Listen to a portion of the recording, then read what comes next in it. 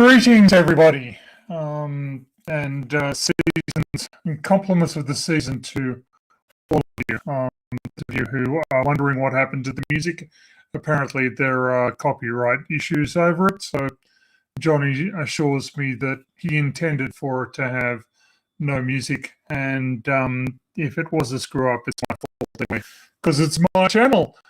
Welcome to the Four Beardsmen, and here are my fellow beards. Johnny, how are you, sir? I'm doing well. I'm hoping the audio is good on everybody else's end.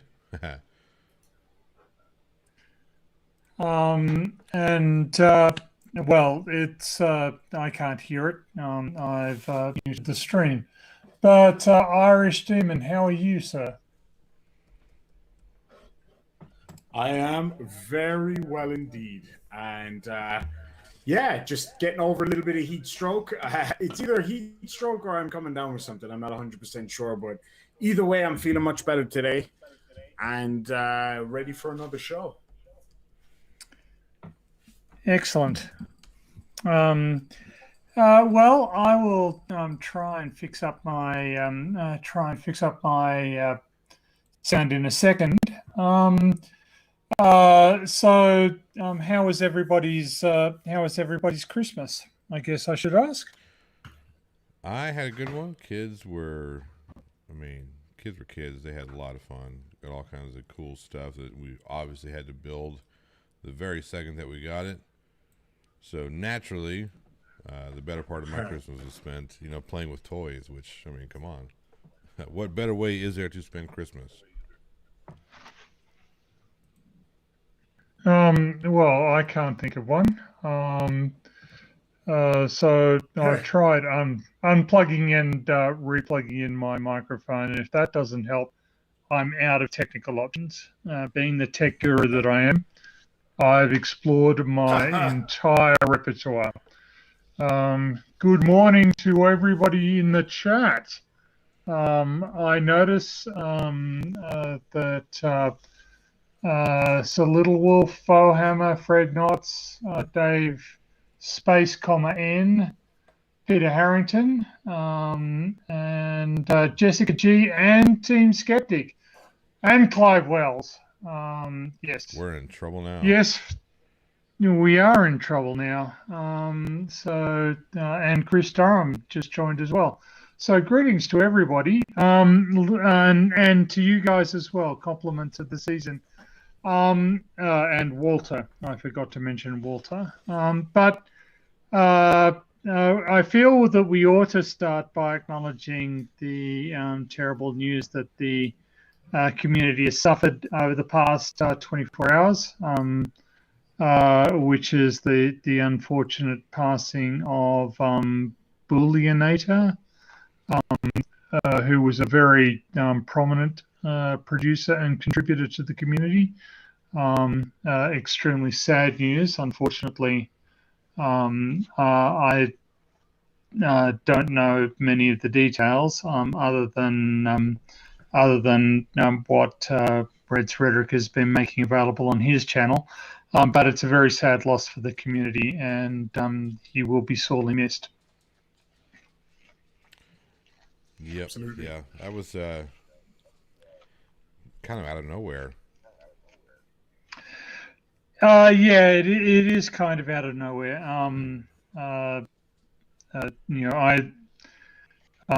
It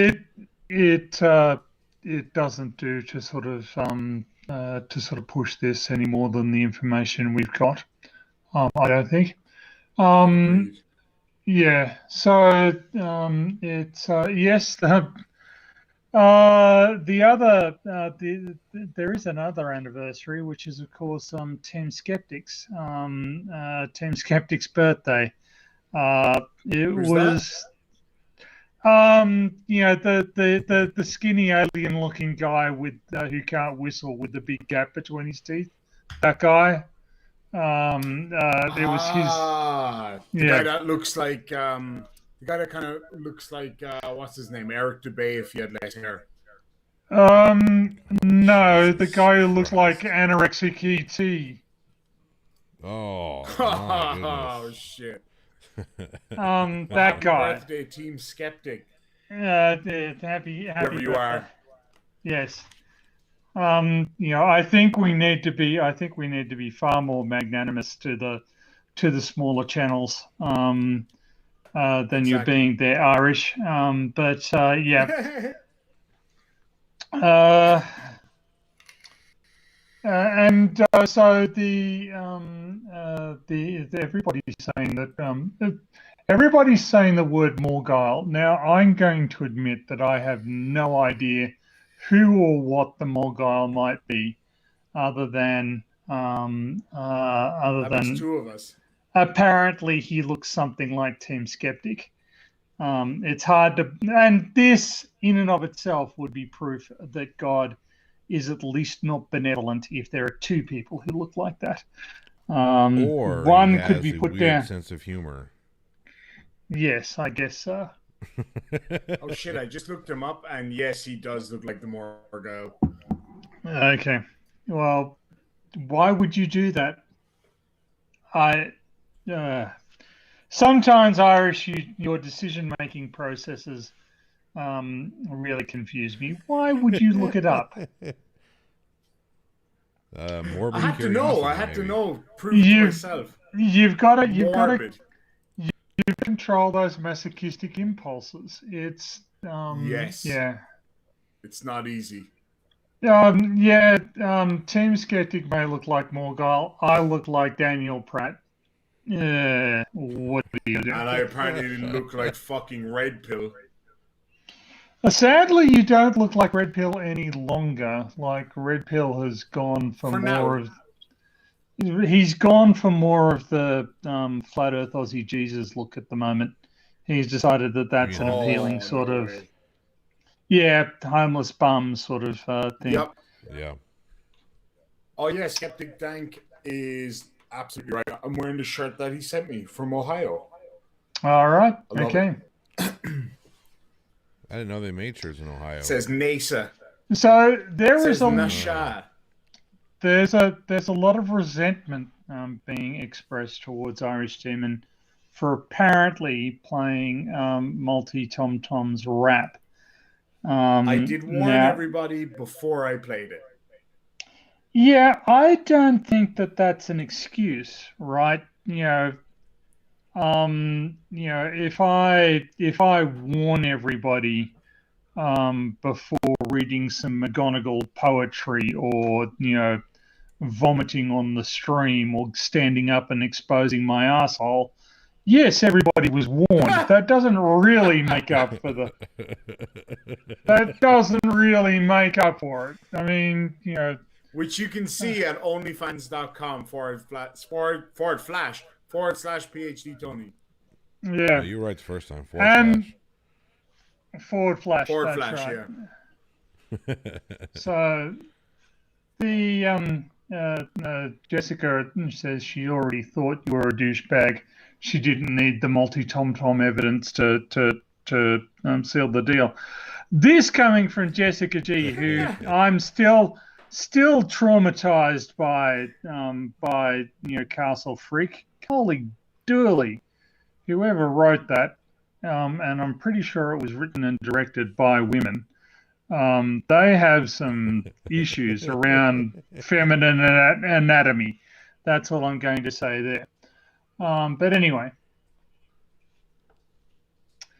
So I've got a question. Yes. For you, Tony. Uh-oh. Yep. So no, it's nothing bad. I promise. It's only good. Mm-hmm. So this week we saw the whole thing between Nathan Oakley and Nathan Thompson. What's your opinion of Gas Go Down Go Boom Boom? That is the most idiotic. That is the most idiotic summary. I mean, if you that entire conversation was just so grotesquely idiotic on both sides.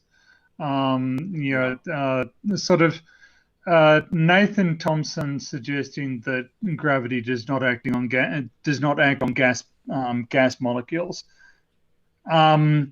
Well, yes, it does demonstrably, we can prove it. We can drop individual gas molecules through a gravimeter, and we can watch the rate at which they fall. The argument by what Whitsitt gets it, that it's electrostatic forces, is demonstrably false, because we can ionize the gas molecules and determine what the effect on the rate of fall is due to electrostatic forces by ionizing them and sticking an electrostatic field. So they were both arguing from completely idiotic points of view. If you put a highly loaded balloon of gas into a vacuum chamber, and then you burst the balloon, the gas is going to redistribute itself in the chamber with a density gradient. It's going to do that because it's gravitationally ordered. So the argument Oakley was trying, and it doesn't matter what type of gas you use. You can use helium. You put it in a vacuum chamber, it's going to end up gravitationally ordered, just like ours. And so Oakley's argument was just fatuous drivel, and obviously elevated by his manic yelling. Jesus, Oh yeah. How often does this guy? You made an excellent point on your stream the other day. Just whenever he gets angry, he comes with sexual imagery, and you're just going, Yeah. mate, you are That's a really strange thing. You are really unwell. I mean, everybody knows that Oakley is bullshitting, right? That Oakley doesn't have a sincere bone in his body when it comes to Float Earth. He just wants to yell at. He just wants to yell at everybody, and basically the people who tune into his channel are there to see him yell at people. So for God's sakes, Floaters, don't kill Nathan Oakley's channel. The way to kill Nathan Oakley's channel is just don't go there. Just don't talk to him. Don't engage with him. Treat him as the, completely irrelevant, morally and intellectually bankrupt detritus that he is. And just, have nothing to do with him. You wouldn't go and prod at, a fetid vomit that was floating down a sewer. Why have anything? Why have anything to do with Nathan Oakley? That's my argument. Goodness. So, PhD Tony, And well I made gather and agreed you with. don't really care for Nathan Oakley that much. That's I the don't impression like I the guy got. a little bit. Yeah. I kind of thought that too. You have both picked up on the subtle distaste I have for this gentleman. Yeah. Very subtle though. Very subtle. Like Extremely subtle. If Johnny O hadn't said it, I probably wouldn't have really noticed. I was working out the math on my paper here. And I was able to figure it out with the teensy tiny clues you kept leaving. Okay, and that's the thing. It was small breadcrumbs. Like small breadcrumbs. Say anything that immediately made me think, okay, this guy doesn't like it. It was kind of like there's an undertone to an undertone of maybe distaste. It was bizarre. What we got there? I just, I don't want to be too overt with it, so I think I've hit exactly the right note there. Have you guys seen the rap video of Nathan Oakley? No, I haven't. Oh my Christ. Johnny O, I will send you the link. If it is something you can play, the gas go down, go boom boom. Yeah, I have seen that. Yeah. God. Do you have the link? It is the funniest. Yeah, give me 2 secs. It's so the way he goes, does gas go down, go boom boom? Somebody remixed it with music, and it is one of the funniest things I've ever seen. I just want to say a quick hello to Penguin 95, basic trigonometry, and Craft Killer. Craft Killer's in the house. Hey, Crafty. Terry, greetings to you. Comments of the season, and Raichi's here. So there you are. I guess this party can get started now. But yeah, there's this, and this is the thing. This is the thing about Oakley, is it obviously comes out with the catchphrases. Because what he wants is exactly religious, right? He doesn't. So there's a conditioned response whenever, and you hear it. It used to be,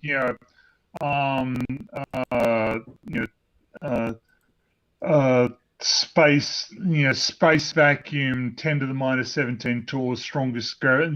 He had this set order that he would use to describe space, and it was quite elaborate, but it was just a recital. There was absolutely no attempt to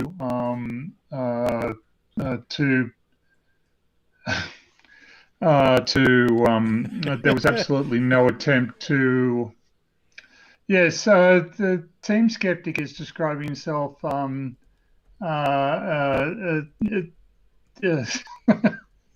describing himself as seeing himself in the top of my head. I'm pretty certain that can't be true. I'm going to do some experiments here. I'm pretty sure he can't see the top of his head. So everybody's telling me that my mic is crappy. Okay, well, I shall do the one thing that I know that will fix it, but it's going to put me offline briefly. So I'm going to drop out, and you guys can come. Yeah. Yeah, I think we need to get you to reconnect anyways. But when you do that, hopefully that'll fix you up. We'll play Gas Go Down Go Boom Boom, the new hit single by Nathan Oakley. I mean, we might play it. We'll see what happens. Yeah, I guess it kind of depends on how things go.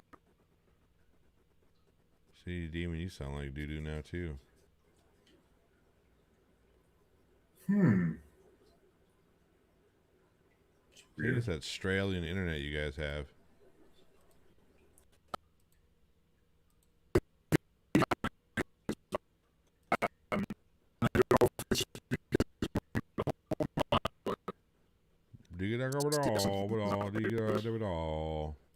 Nope, don't hear anything. Well, for me, now you sound like you got a really deep voice all of a sudden.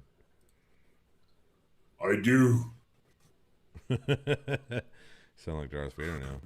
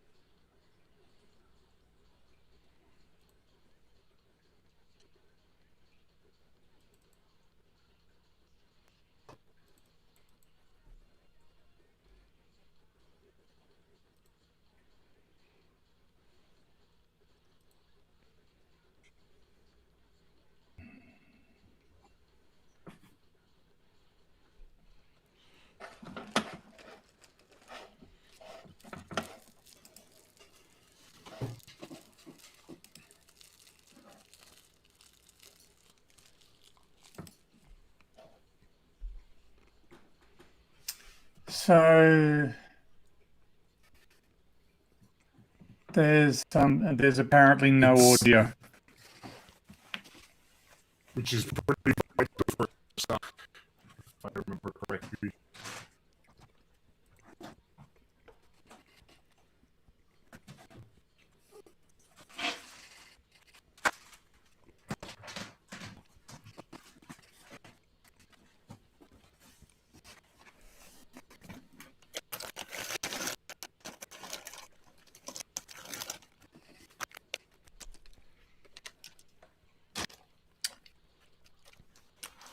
Johnny, are you there?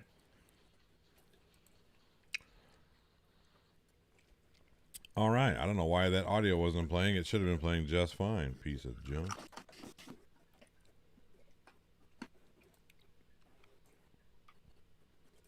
Nothing ever works. There we go. Let's see here.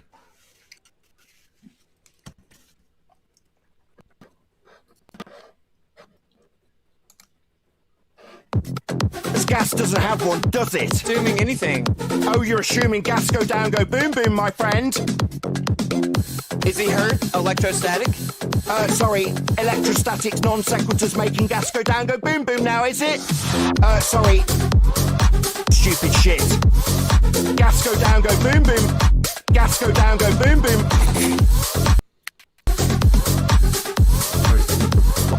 Gas go down, go boom boom. Gas go down, go boom boom. Is he hurt? Electrostatic? Sorry, electrostatics non sequiturs making gas go down, go boom boom now, is it? Stupid shit.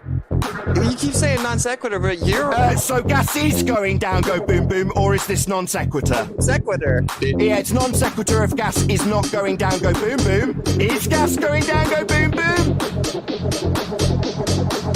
If no one claims that gas goes down, go boom. You do, you.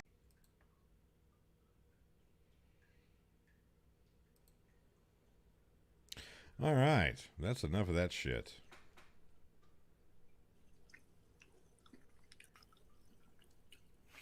So, It's so Is bad this- it made Irish Demon go away. well, many would argue that that's not bad. So, I'm back, fuckers. Hey, Tony, I just thought of a question, actually. A genuine yeah, right. So this is something that came to mind the other day when I smashed. mhm, If you were in a spacecraft, right, and you Mhm. were bang smack directly in between two planetary bodies that had the exact same mass and were moving at the same speed in the same direction, etc., would you Mhm. just stay right in the middle if you scrubbed out all of your linear velocity? Would you just stay right in the middle? assuming that your spacecraft was symmetrically disposed towards the, permission symmetrically relative to the two planets, and that you're far enough away from everything else. Yes. So if there so were, you would actually so if with that in mind, if I was to then I don't know push my way to one side of the spacecraft, would I then be moving Yes. more in that direction? yes, yeah, that's okay, that makes right. sense then. Yep. So So my theory was right then. yep. So your theory was right. I'm a fucking genius, man. Yes. That's what you're trying to say. That's exactly right. You heard it here Yes. first, folks.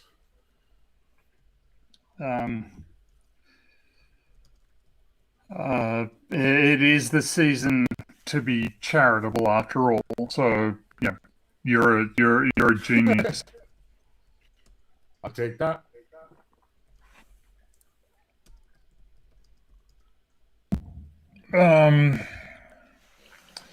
Yeah, so there's no reason to take my word on anything, Fohammer, and I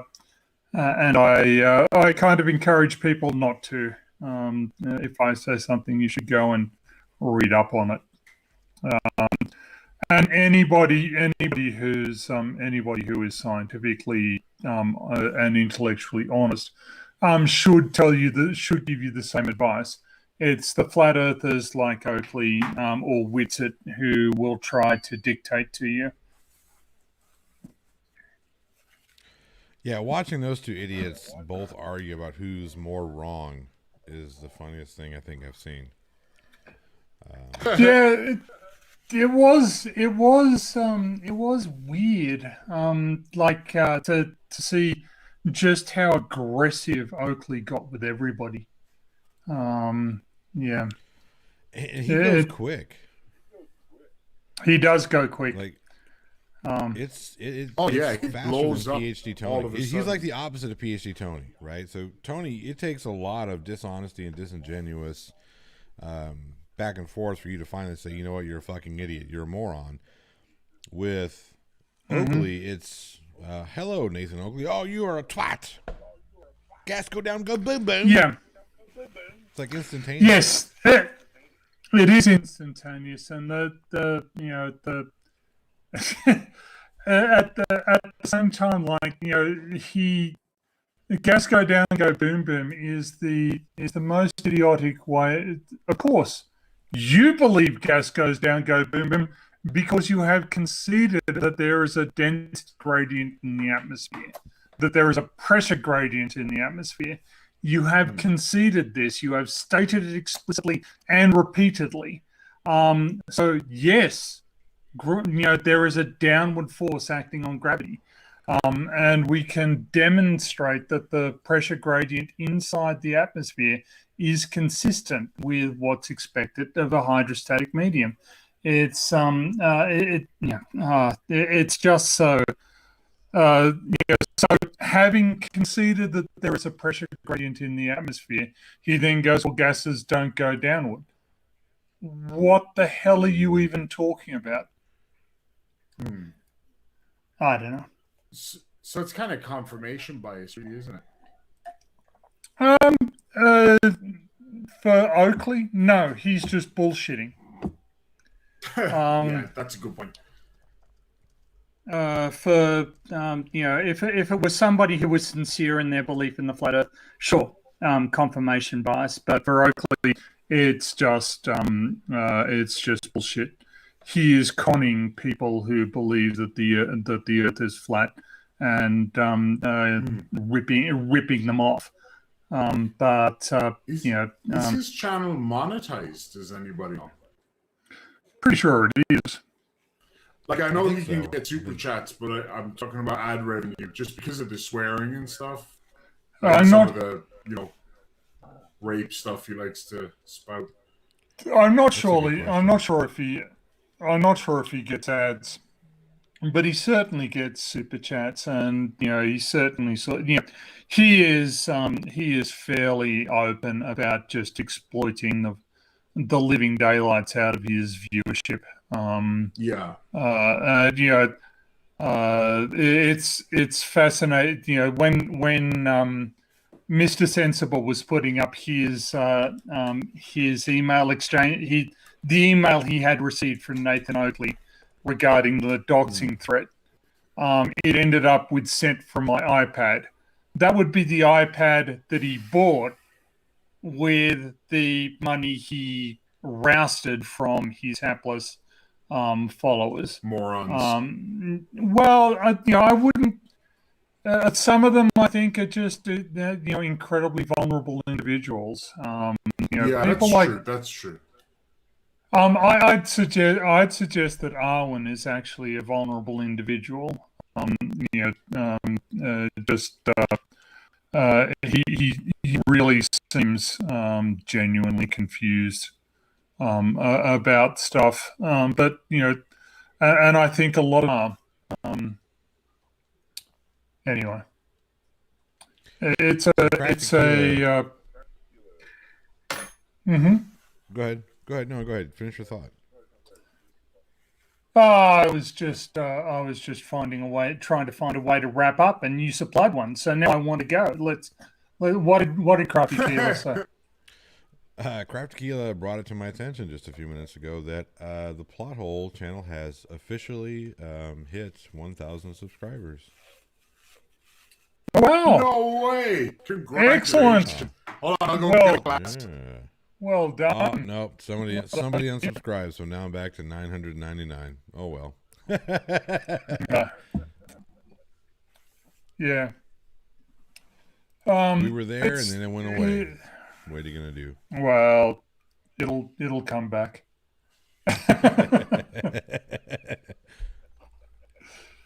Yeah. There are lots of people trying to take credit for it, but yeah, well deserved.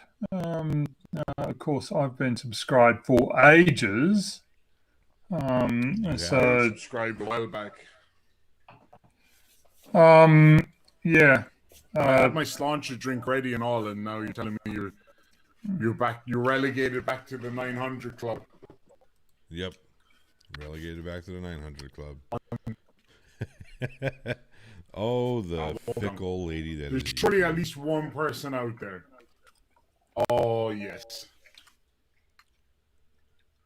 lady. That's you two. Just they know as soon as you hit 1,000 that it's on from there, and they're like, "Fuck, we gotta cut this motherfucker down before he takes all our money."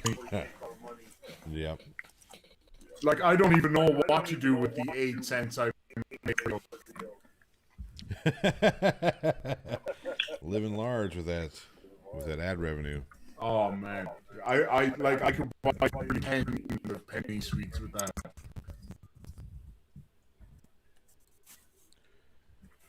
Oh man. There's no need to laugh or anything. Now I'm in trouble. But anyway, Uh-oh. What'd you do? there's What'd you I don't know. I'm not sure yet. Rachie says that Oakley shouldn't have a channel. I agree. I agree. Yeah. I mean, if they're gonna take away, Depends. I don't watch him. I never watch him because I can't stand his voice. But does he go on the anti-COVID stuff, or? I assume so. Well, Riley does. That's for certain. Yeah. I think anybody that gives it that shit should see the door.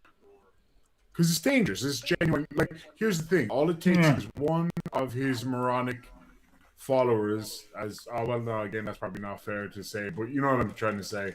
All it takes is one of his followers to eat up that stuff and go out there and end up causing somebody's death.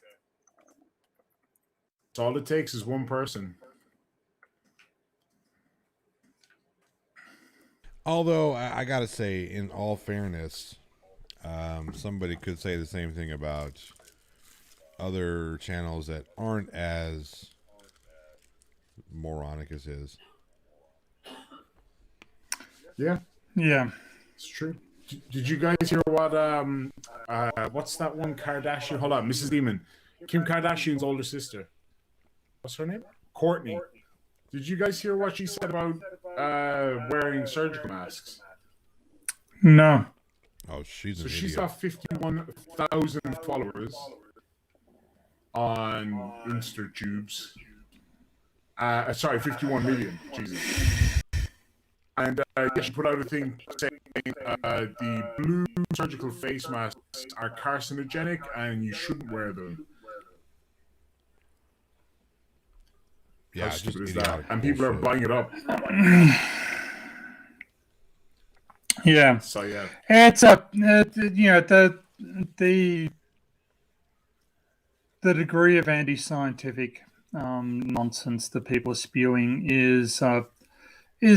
seems to be seems to be directly proportional to how serious the situation is. So this virus is actually a big deal, and the consequences of it are profound. We'll be dealing with this for for years. So I feel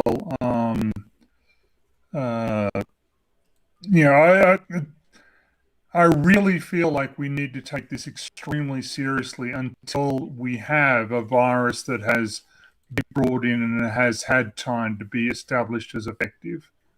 yeah. You mean not a virus? Sorry, a vaccine. Sorry, Yeah. it's late here. Yeah, That's all but right. I'll forgive you. thank you. You're very generous. I am a generous god. You do kind of sound like what's his name from 300 right now. Oh, Darius. I don't. Yeah, I don't know if it's the. I don't know if it's the Irish or the Irish. If it's the Australian and the American internet at war right now, but this whole thing has gotten all kinds of weird.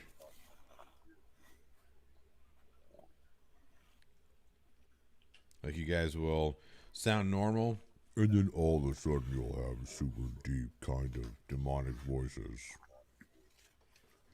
It's weird. Well, That is weird.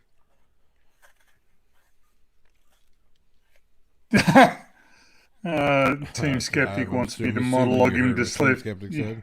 said. Yes, I did. I did see what What's Team that? Skeptic. He's getting did I less miss? drunk. He's getting less drunk and more tired, and now he wants me to tell him a bedtime story.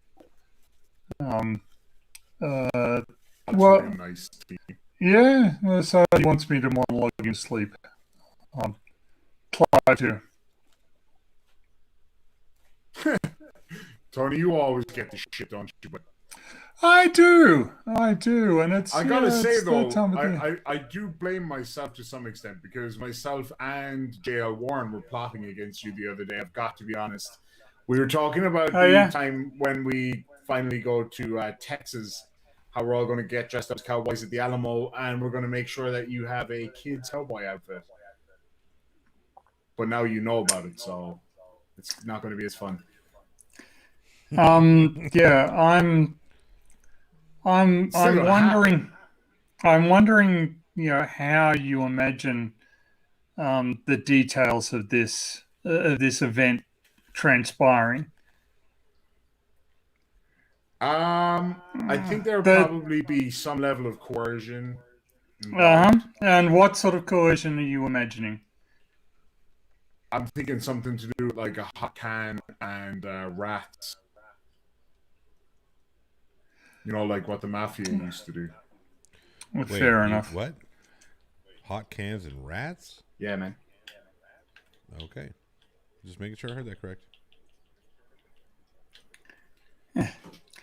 Take care, Skeptic. Happy birthday, and A happy birthday. get some rest, man. I'll talk to you later. Yeah, man, you need to sleep it And off. he's got to be up in a few hours. Yeah, Team Skeptic does that. hello? Thing. You only sleep for 30 minutes.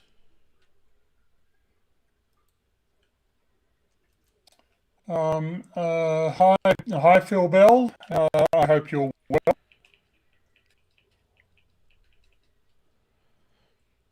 Oh, it's when they got to be on best behavior now, Irish.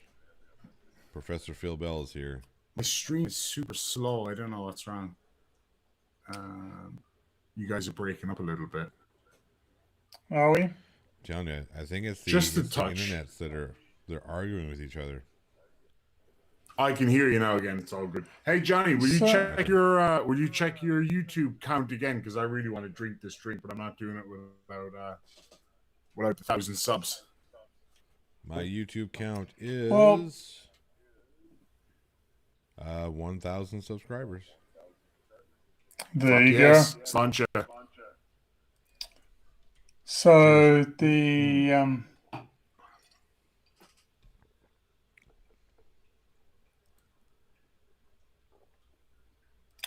Phil Bell says the stew is getting particularly strong these days.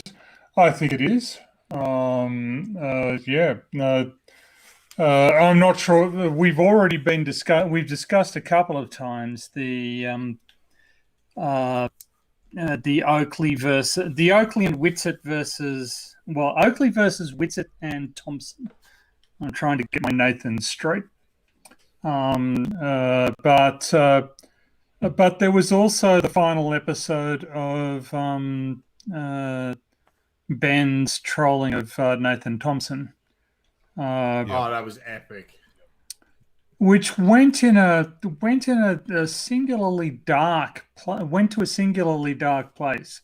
Because Nathan Thompson. Oh yeah, a couple of times. Yeah, Nathan Thompson just ended up sort of degenerating on screen. into an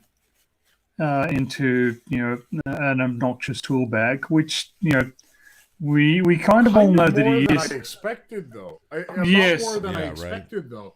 Like I always thought he was more chill than that. Like as much of a dick as he can be, I always thought he had a bit more of a kind of a just that he was able to brush things off a bit more. But he started fighting with bouncers. He started fighting with random people on the street. He's just a dick. Well, let's be honest here. He started barking at people at bouncers and barking at people on the street as he was walking away. Because if he really like a wanted to complete fight pussy. that bouncer would have thrown his ass on the roof. That bouncer was a fucking animal. Guys, actually, another thing that reminds me, talking about the size of the bouncer. Did you guys notice how skinny Nathan was in that video? Like, even more so he than looks usual. bad. He looks bad. He does not look well, man. Like, all shit aside, there's one scene where he's walking down the street and he just looks so gaunt. And it's like, holy shit, he actually looks really unwell. Like, more than usual. He does. He looks sick. But Yeah. He is sick. But Well, I mean, it's kind of telling in his interactions with Demon. Like every single time he responded to Demon, it was all about how fat Demon is. yeah, that's exactly all. That's all he's got. It's like, really, Yeah. that's sad. And Like, it's such a childish fucking attitude as well. well, it's Like, I don't care if he really thinks that upsets me. Like, he couldn't be further from correct, because it literally doesn't bother me if he mocks my weight or whatever. It's completely irrelevant to me. Well, it's not just childish; it's symptomatic, right? Yep. Yeah. Yeah, it's a Peter Cranston asks, "How come I'm not in bed yet?" Because I'm up here entertaining the masses. I'm, That's right. I'm Somebody being a has to bring the star here. intelligence. Somebody has to bring the intelligence to counteract the stupidity that comes out of a demon and Maya's mouth. Well, I think all I do is I bring the toxic hostility to Oakley and Thompson. There you go. Yeah. That you guys are too polite to give vent to. Yeah. It's oh shit! I gotta fly in my whiskey. Oh well. because well just wanted to see it'll what be you're doing. disinfected. That's for sure. That's a good point. Disinfected and the, a good source of protein. Just a There's little bit of protein, that'll do. So there's I think that Nathan Thompson has some quite complicated psychological issues, and one of them is body dysmorphia. I think he's Yeah. I think so. Yeah. because it seems to be sort of the first thing that springs into his mind. And there's I actually think that his diet is to the point that it's affecting his neurological abilities. Like I don't think he's sustaining his brain properly. Yeah. That's right. It's his diet is a big missed steak. Yeah. Oh, Up top. God. Up Jesus. top. Fuck yeah.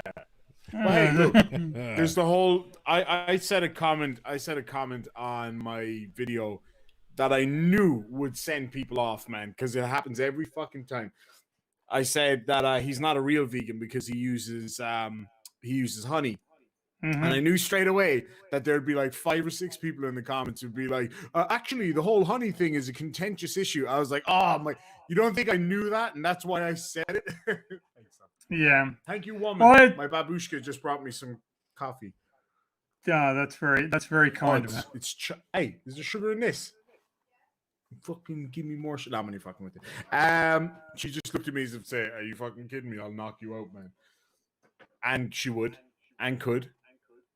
I offered to fight Nathan Thompson for charity, but I think I'm actually going to put Mrs. Demon up for it instead, because she is by far tougher than me, aren't you? Yep, she is. And she says she's a dirty fighter, and yes, she is a dirty fighter. Big time. So, there's a.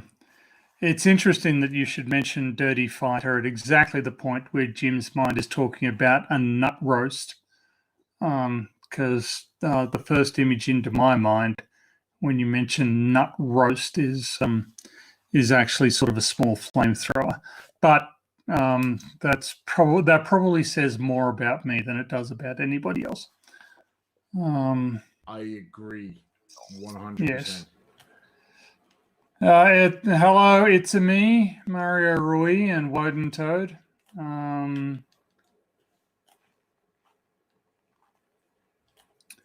Yes.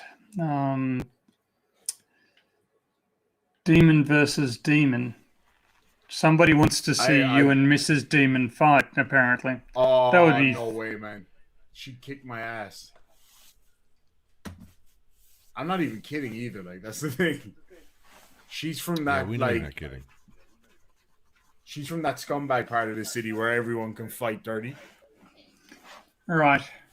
Like, if it gets into a legit fight, I wouldn't put it past her to try and shank me or something.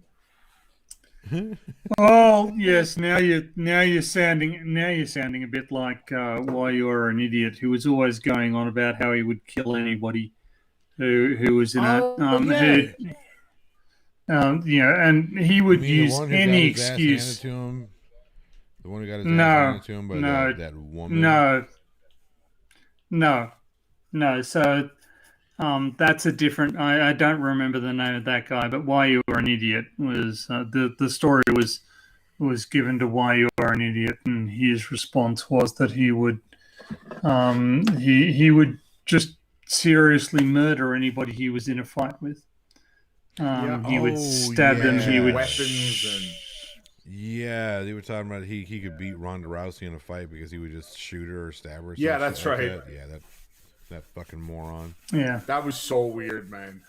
There's another man with serious mental issues. Yeah, issues. I don't cover any of the stuff anymore because I felt that that would be bordering on like properly bullying somebody because he clearly has serious mental issues, and so I was like, nah, I'm not having any of that. Yeah, well, and this is one of the things that I think as a community we need to be a little bit aware of, because it can turn into the case that a lot of these people want attention. A lot of these people are desperate for attention and an audience and that sort of thing. So if we give them that, it sort of encourages them to dig into their delusions, right? To dig into, so we are rewarding them for publicly displaying their mental problems, and it kind of gets to a point where it's harmful for them, where it's very, where we, by giving them a platform where they can, satiate their desire for attention, we encourage them to embed themselves in a delusion that is bad for them. And I think that's. So it's we're even ridiculing them. We're giving their ideas credence. Well, it's not that we're giving them credence. I don't think we're giving them that, but we are encouraging maybe in their them. own minds. Then that's what I mean. In their own minds, we're credence because we're. Well, it helps that. Go ahead. No, go ahead. I'm sorry. Go ahead. They're being rewarded for being wrong. So it's like, imagine if, when your dog crapped on the carpet, you made a fuss of it and gave it treats and, told it what a good boy it was. That's kind of what we're doing. We're getting flirfs in to crap on the carpet, and then giving them all of the rewards they could possibly hope for in terms of attention and engagement, and a platform to put forward their ideology. So you do need to be careful because some of these people are ill. Yeah.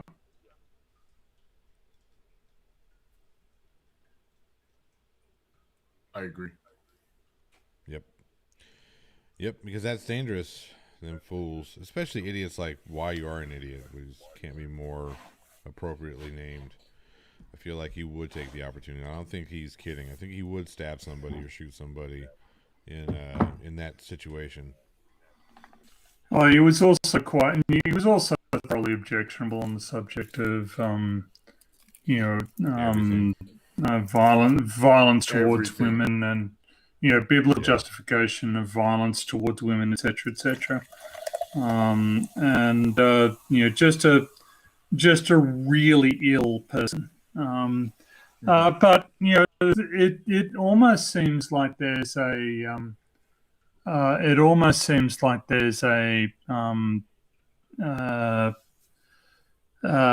there's some sort of graduate program for flat earthers that they have to have certain qualifications in anti-Semitism, certain qualifications in sexism, certain qualifications in racism. Otherwise, they're just not allowed in. Yeah. Right. That's certainly how it seems. Like the sinceres all seem to be, just incredibly, Horrible. Yeah. yeah. It was kind of funny for me to hear Nathan Oakley refer to Thompson and Witts as fundamentalists. I'm like, you fucking kidding me, dude? Like, he kept calling them fundies. I assume that's fundamentalists, right? Yeah, that's right. It's fundamentalist, and again, it's a type of reverse. Reverse. It's just reversing the playing field. Yeah. You accuse your opponents of what you religious belief, and while you yourself are just you're basically constructing a cult in everything bar the organization. And I kind of think that the discussion, and they all do it. Yeah, they do all do it. I ended up in a chat with Bob Nodell at one point, and he just talking about gravity, and he's just gone, well, I have my belief system. I thought, well, that's not what you say when you get on streams. What you say when you get on streams is that you've got this, science. You've got this scientific theory and hypothesis and structure. That's your claim, and it's really weird that when he's confronted by somebody who knows what they're talking about, he'll just go, "Well, I believe the Earth is flat." Well, that's great. Who cares? Yeah, you can believe whatever you want, but when he presents the truth and then says that he knows it's flat to people who wouldn't be able to actually determine for themselves whether or not it is a different story. It's actually funny. I'm doing some research for a project that I've got planned for sometimes this year, just a documentary I'm looking at working on. And I was doing some research into the Australian Aboriginal cultures around my area and some of their Dreamtime stories. And one of them is actually about the Earth being flat, which I thought was really interesting. And how basically by creating the first didgeridoo, the first man essentially unflattened the world. It was really interesting. It was just a really interesting story, yeah. Yeah. Who is so?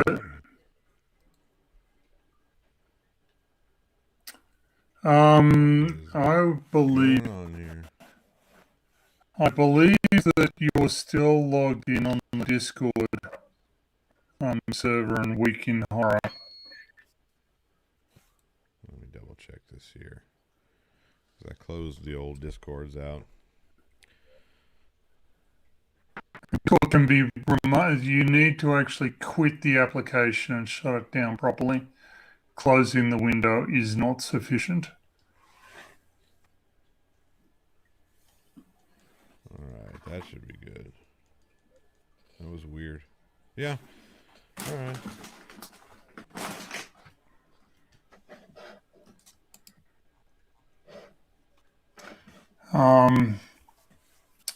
Yes. You got it sorted? Think so.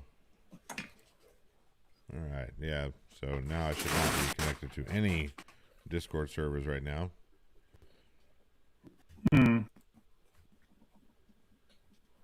So it's a it's a significant this sorry, basic trigonometry is repeating. It's a really interesting story. Yeah. It's a it is, the traditional view of the world is flat, right? It's if you're not paying attention, then you can easily come to that conclusion. But as soon as you are paying attention to what's going on, you can no longer come to that. Can no longer come to that conclusion. And particularly with the invention of photography, I'm just astonished that there are photographs out there of multiple ships with the same words painted on the side of them. One in the process of going over the horizon with the horizon cutting off half of the words, but the words above the waterline are perfectly legible.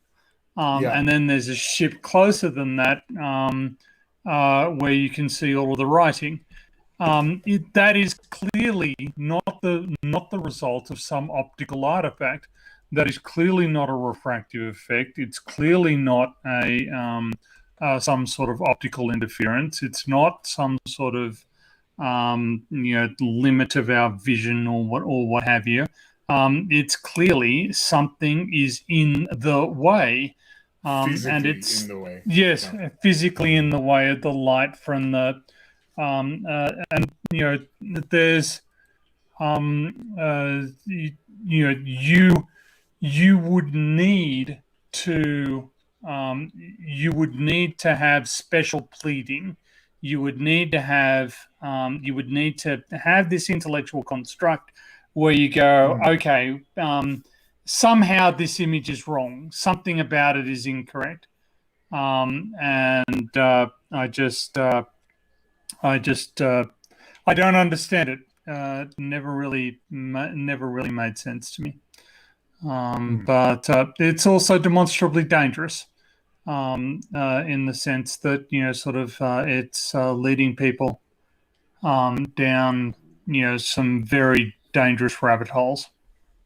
Yeah, and it leads to the other kind of issues like COVID stuff and all the rest that kind of goes along with that. The stereotypical flat earther kind of side portions when it comes to conspiracy theories, COVID and QAnon and Pizzagate and whatever else.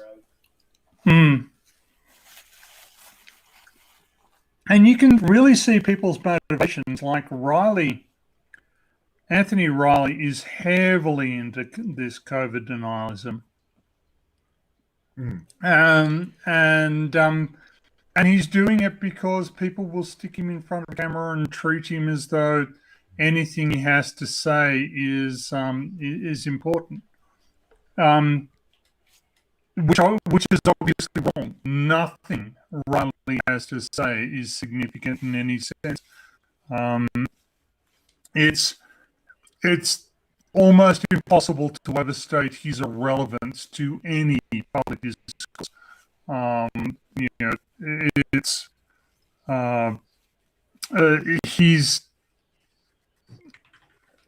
He's dead weight social loss. Let's just put, Turtle Wolf says this is an egg. Yeah. we're back to the relative density discussion. And I want to ask Rach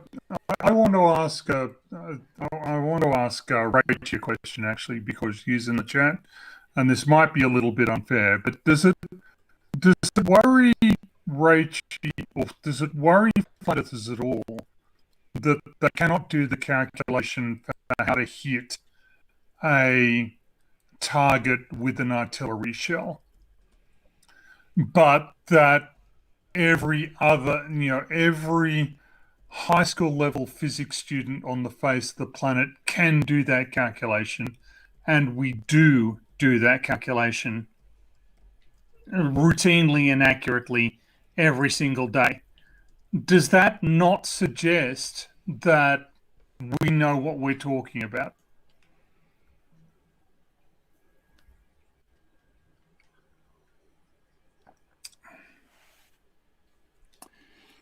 Phil Bell says, please don't hold back. Phil Bell says, please don't hold back on our account. It's just one of the, it's one of the simplest physics problems you can come up with. But there is, to my knowledge, not a single flat earther on the face of the planet who can answer that question. What other questions would you say you could ask a flat earther that you'd be almost guaranteed that they wouldn't be able to answer? Besides, do you actually own that house, or do you live in your car? Well, I'd ask them,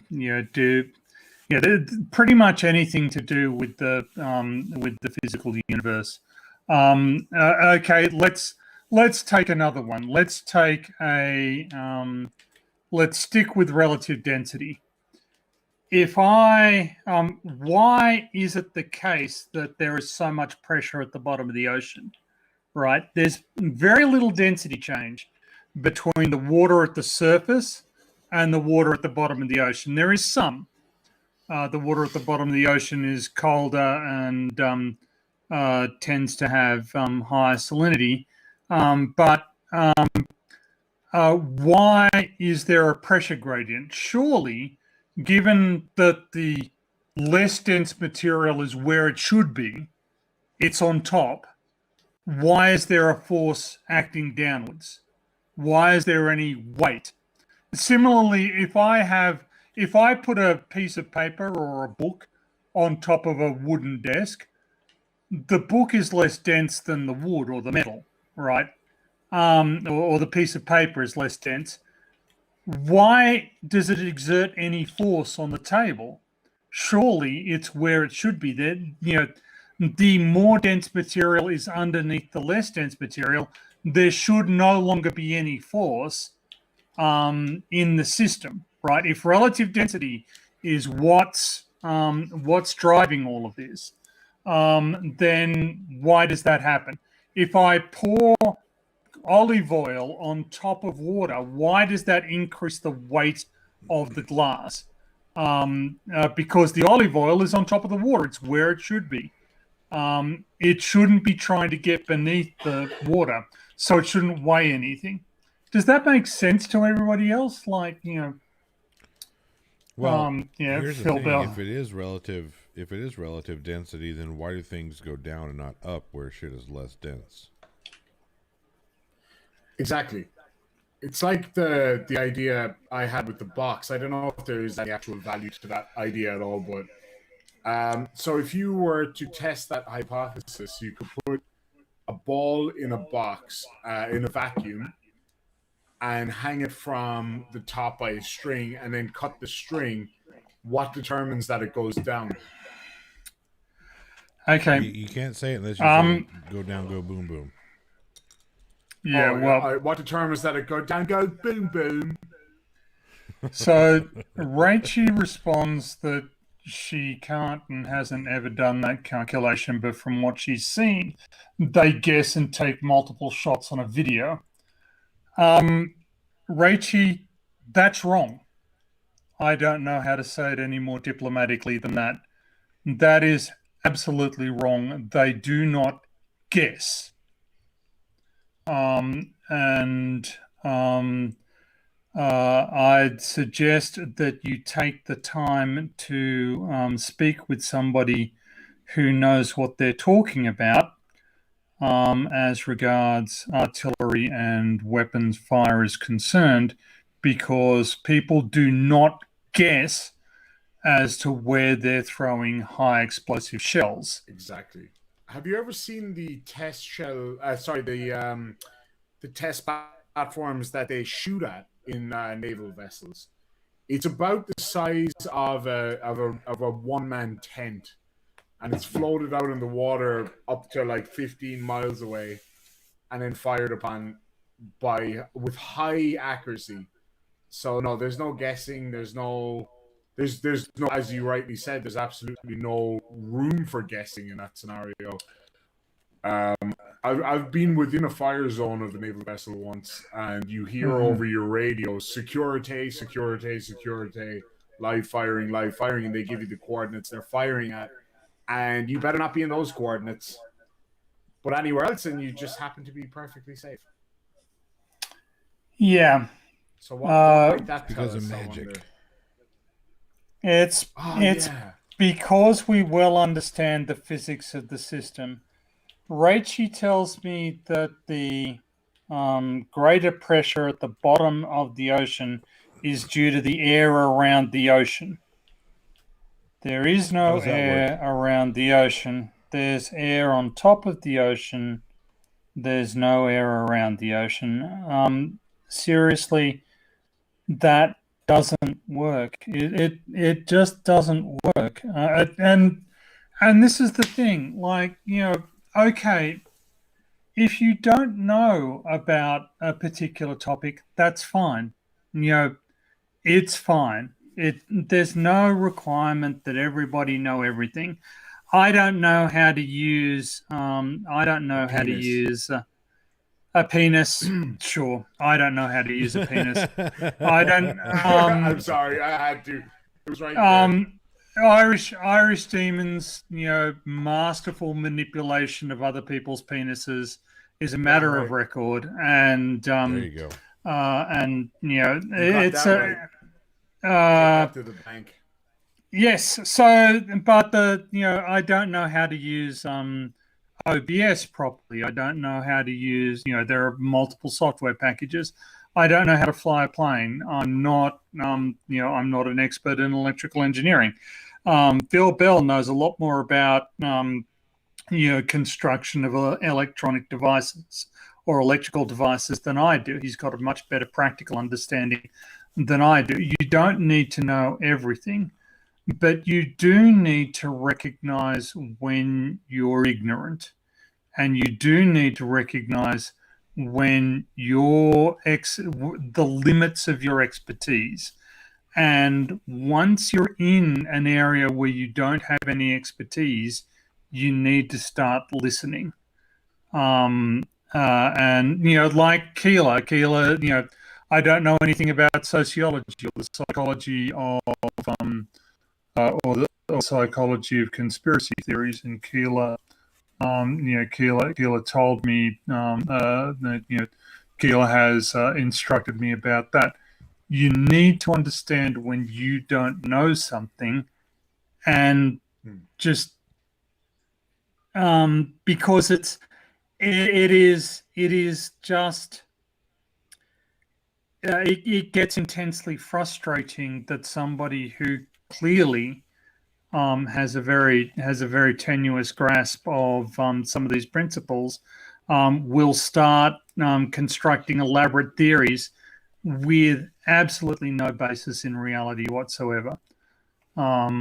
It's just annoying. But anyway, I'm one rambling thing now. And you're not. You're not rambling. You're making excellent points. There is one thing for all people to take into consideration. There's a difference between not knowing the answer and being willfully ignorant or stupid to an answer. So the difference between ignorance and stupidity is one of those is a choice. Ignorance, you just don't know, right? You don't know the answer. And there's nothing wrong with saying, hey, I don't know that. I don't know the answer to that question. It's when you don't know the answer to that question and you're talking to somebody who does know the answer to the question and you're telling that person they're wrong. That's stupid. It's okay to go to a PhD Tony or Professor Phil Bell or Clive Wells. You know, I do it all the time. Hey, are my thoughts on this correct? Where am I wrong if I am? And they have no problem saying, yes, this is correct, or no, this is where you might want to think about your math or your logical reasoning.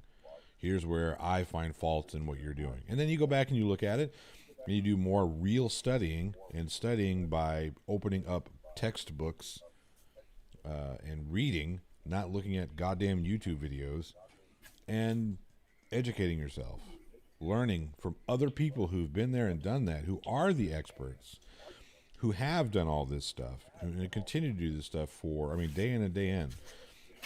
PhD Tony isn't just a PhD Tony. He's also a penguin wrangler. He works for NASA. He's a... I do. Oh, I thought that was some kind of a sexual innuendo. No, but you are a practicing scientist, so to speak. Yes. If that's the correct way to describe what you do. Yeah, it is. So when I go back to work in the new year, I'll be working on processing satellite data measuring Earth's gravitational field, and reconstructing You are an expert. Your field of science is you're going to be measuring Earth's gravitational field. How can that be when there is no such thing as gravity? Oh, this is the somewhat annoying thing is that is that people will make that claim that there is no such thing as gravity, and then you explain to them, well, actually we can prove it, and we can prove that relative density has zero predictive power and next to zero, and then, we can do up a presentation, and then at the end of it, we can be told, well, I'm not convinced. That isn't good enough. You still haven't proven Especially gravity. when they can't even tell you why they're not convinced. And you just like, well, okay, if you want to spend, if you want to spend 6 years of high school education studying physics, and then get then another 5 years of undergraduate training, and then another 3 years of PhD training. If you've got 11 years of full-time study you can dedicate to mastering physics, then I can walk you through it, no problem. But if you don't have that 11 years. How about you listen to somebody who did put in the 11 years? Because it's just really, really,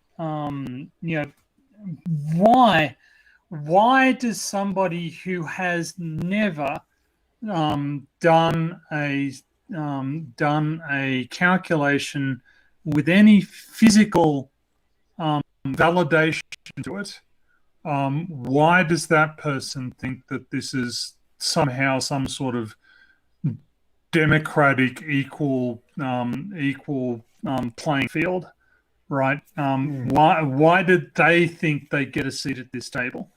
It just to me it just that's the thing that kills me, right? So I want to kind of piggyback on that for a second. You're talking about the Nathan Oakleys and the Bob Nodells and Nathan Thompson, all these people that think that they deserve and have the right to sit at tables or to challenge people who are some of the greatest minds that we've seen. You're going to sit there and challenge Albert Einstein. You're going to challenge Neil deGrasse Tyson. And then you're going to get irritated. Oh, they're scared of me because they won't debate me. Well, Einstein's dead, but Neil deGrasse Tyson has no need to debate you. There is no debate when it comes to the shape or the cosmology of the universe. None whatsoever. Yes. They spent And a lifetime proving and studying the cosmology of the universe. yes. Why would they stoop to And your level, who's read a couple of 4chan websites and some conspiratorial nonsense YouTube videos? the whole idea that, oh god, it's just so, you know the again, and I keep on saying this. I worked down the corridor from a couple of people who maintained the International Terrestrial Reference Frame, who have published some of the landmark studies in the analysis of GPS data, and then they have access to, these are people who worked through the MIT code for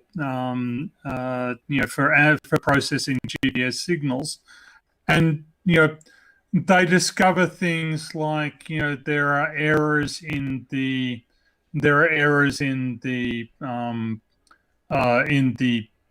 angle above the horizon in atmospheric corrections, as a result of incompatible bookkeeping in the files. The level of detail they bring into this analysis is just phenomenal, and but that isn't real. That that you know Right. that and I am going to apologize to Rachie, because it might feel like Rachie's just being picked on here, but my frustration is not really with Rachie, because Rachie is, showing a willingness to learn, and she is very civil about things. But it doesn't, it just doesn't, the blanket hand wave dismissal of this entire field of science, and it doesn't. How does it make any sense? In the last 400 years ago, it was the age of sail, right? That was the most advanced, means of transport that humans had, was sailing ships. And now we're putting satellites into orbit. Science works, right? Contemplating sending people to Mars. I mean, trying to figure out that trick. So yeah, science is. Well, Mars freaking doesn't always exist, cool. right? Oh, I'm sorry. Yeah, I forgot. Yeah, mistake. so it doesn't matter. It's all just acting. Well, That's what we're being told by the experts. Yep. well, and it makes me wonder why does anybody listen to that? Like, your GPS, the GPS in your phone works, right? The GPS on your plane works. The inertial, the inertial locators, actually, before GPS was a thing, planes used inertial guidance systems. They worked. Before that, they used a variety of map-based navigation techniques, again, that relied on projecting the spherical Earth onto a flat surface, and using celestial navigation techniques. All of this stuff demonstrably works. It all worked.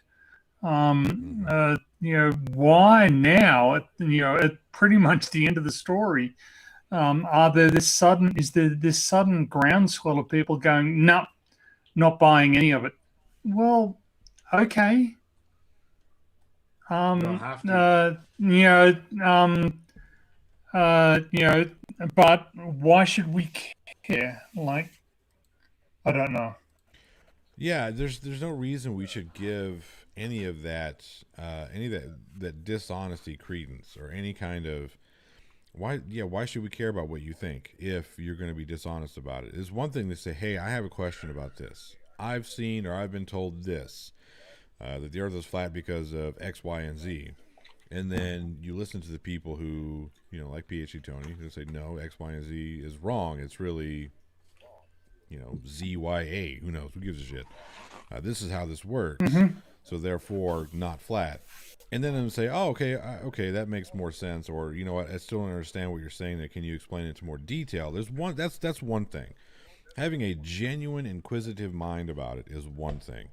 It's when you get into that whole nope, gas go down, go boom boom bullshit that just needs to be slapped around a little bit.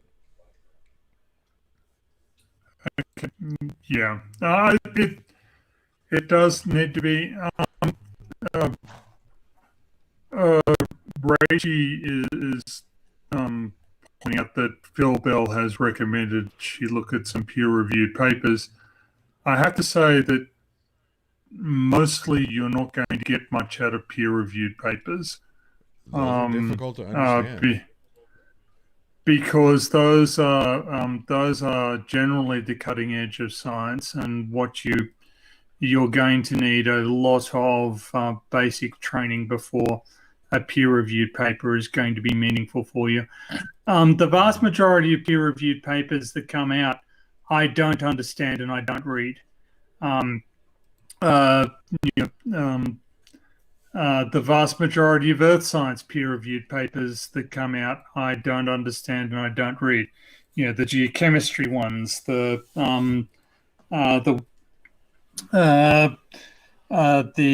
rock physics ones, there are all sorts of, the volcanology ones. Is that level of peer review similar, I wonder, to psychology, or in my case, I'm going back to study law now as well. One of the issues with peer review in psychology is that if you don't have a good knowledge of what's being referenced in it, then you may as well not waste your time reading it, because they are heavily referenced. And if you don't understand what those references mean or what they refer to, or you're going to hear the name of a study that you've probably never heard of in your life, and then you have to go back and read that, and that cycle continues if you don't actually have an intimate knowledge of the subject. Well, in mathematics, I guess there's a sense of that in sort of physics. Oftentimes you'll get they'll be using mathematical functions, and they'll be going through the calculus. They'll present the equations. If you don't have a strong grounding in the equations and know their validity, for instance, we need to, because a lot of what I do is related to the material response of the Earth.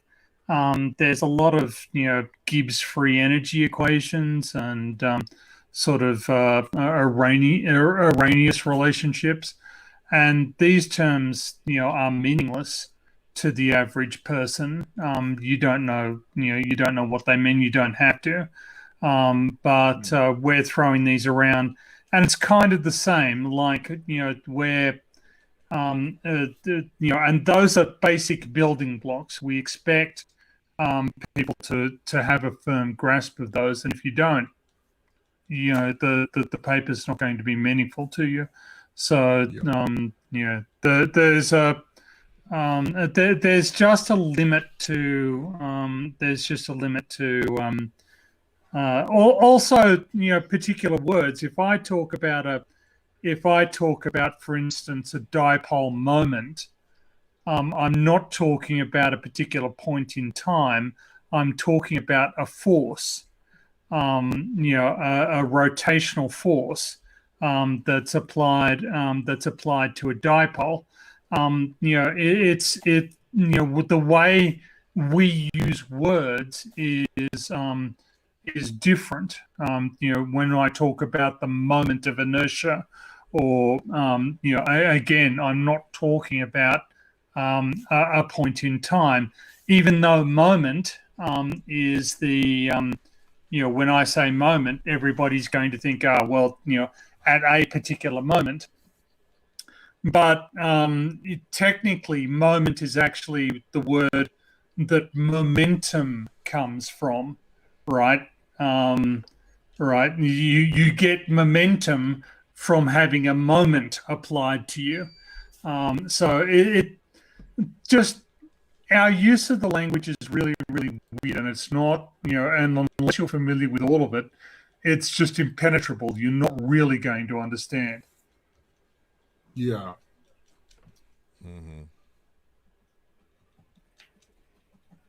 And that's the thing, people. You need to put the work in. You have to put the work in. You've got to start at the basics and then work your way up. And it's not something that you can just kind of, oh, I'm going to look at it and then, oh, I think I know it, and then move on to the next thing. No, you got to put, it's a lot of work, a lot of hard work to understanding science and mathematics, which is why I don't do it, because I've got too many other things to do. I default to the experts. Yeah, well, I mean, to some extent, you can understand that there's some reluctance to trust experts. There's a perception of corruption, but honestly, if people who are motivated by a desire for money don't end up in academia, that's not where the money is. Really, money is, you don't see scientists owning big houses or driving fancy cars. Some of them are comfortably well off, but they're by no means rich.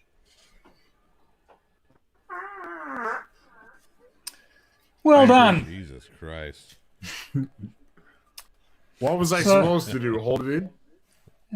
I mean, there's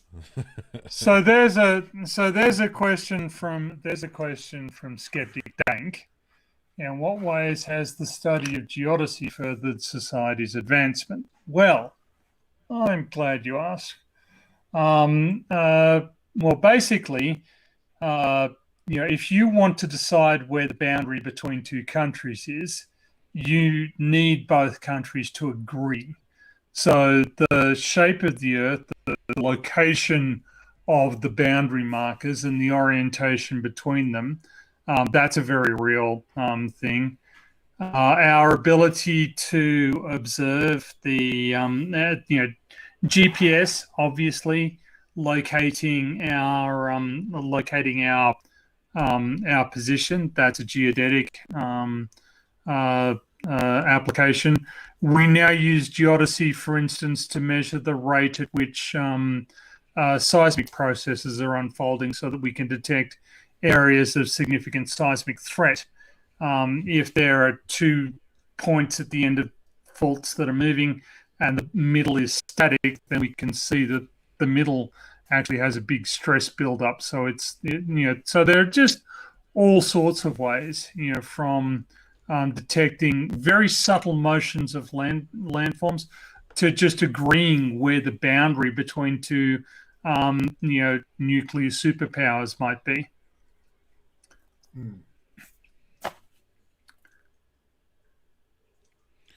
and instead of Maldonado says that you need a fart, Mike.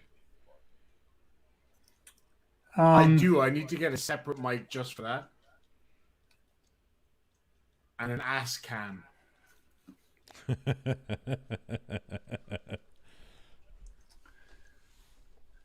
And that's how you successfully kill any conversation.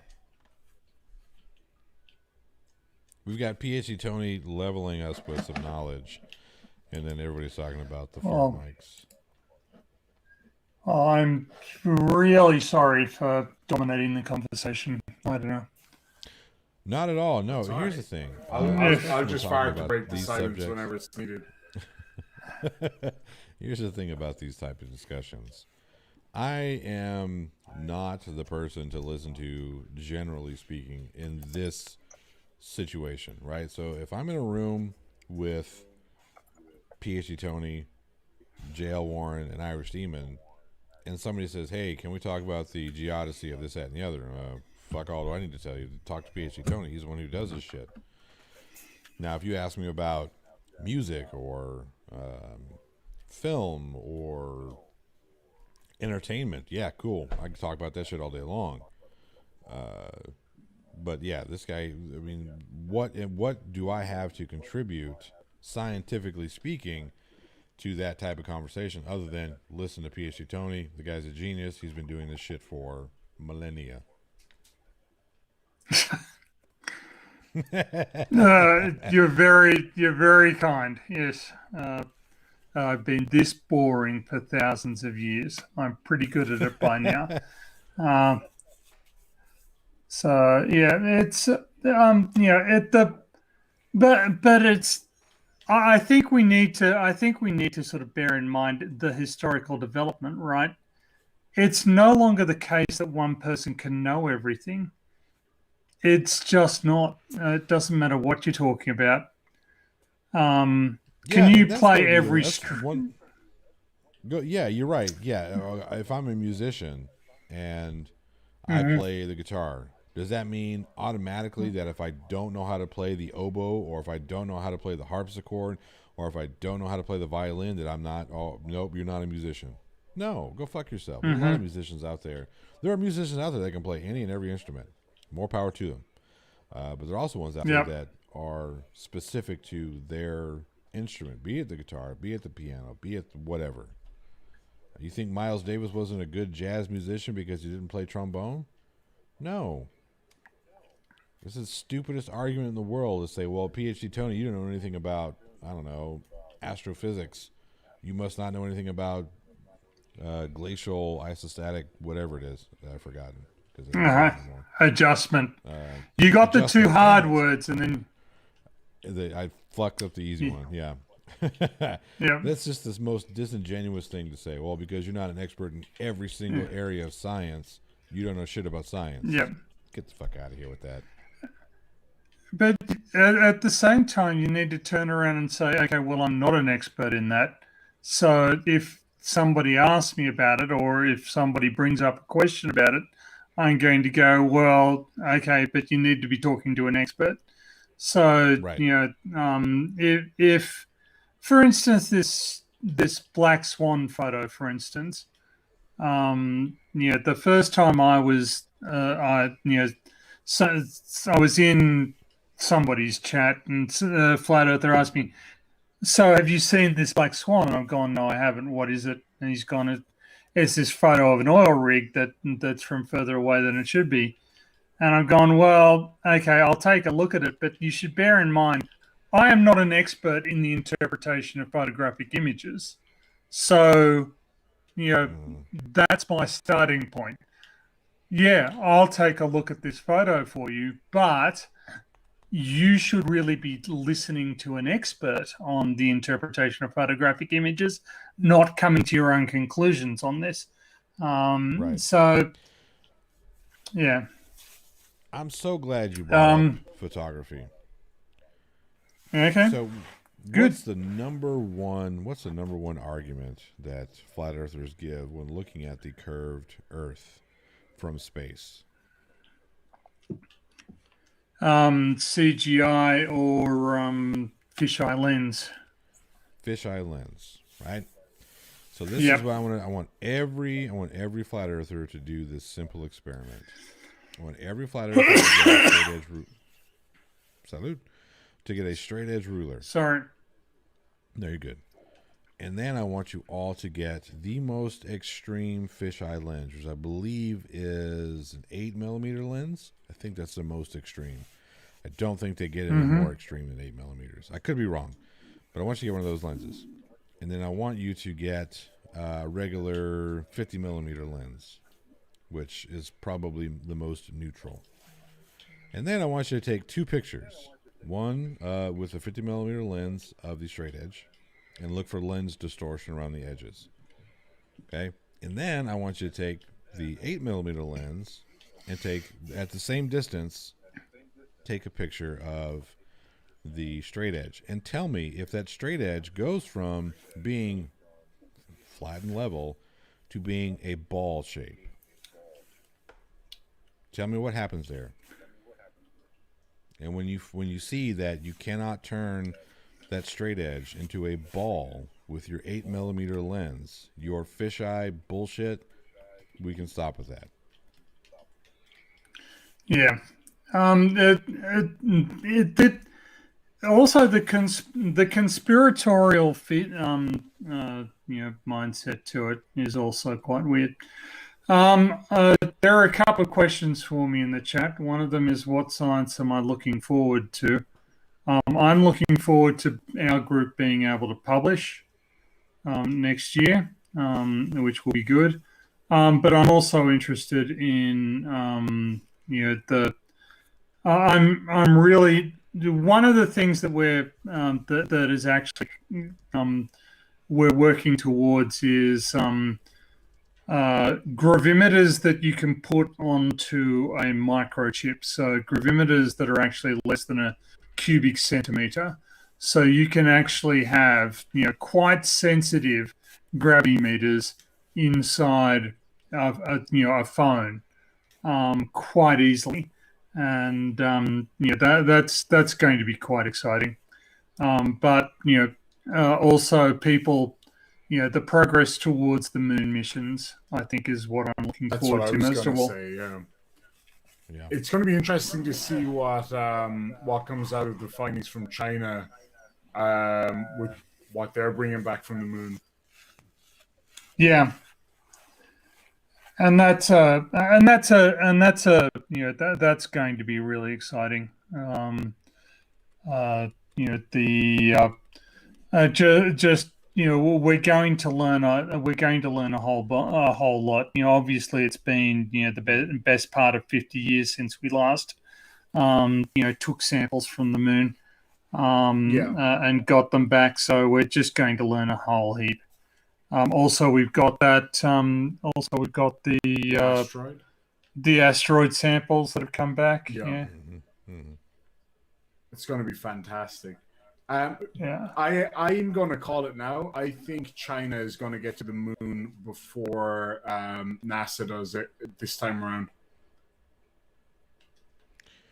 Yeah, how can they get to I it think they're before going to NASA put does? man on the moon. NASA's already done it. We've already done it. No. That's why I said First. this time around. First. I said, We whatever. can't erase history, Irish. First. No, but I'm saying the return to No, the I get it. moon. In the new Fucking age space, in the new age space race, I get what you're saying. Yeah. So like the Artemis program is set to put for a woman on the moon first, I think.